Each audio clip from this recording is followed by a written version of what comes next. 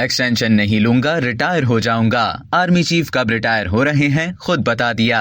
Army chief general Qamar Javed Bajwa ने 5 हफ्तों बाद रिटायर होने का ऐलान किया है। जराये के मुताबिक army chief general Qamar Javed Bajwa ने कहा है कि एक्सटेंशन नहीं लूंगा, 5 हफ्ते बाद रिटायर हो जाऊंगा। जनरल कमर जावेद बाजवा ने अपने बयान में कहा है कि फौज अब सियासत में किरदार अदा नहीं करेगी। याद रहे कि इससे कबल भी army chief general Qamar Javed Bajwa की जानिब से ये वाज़ेह किया गया था कि वो एक्सटेंशन नहीं लेंगे।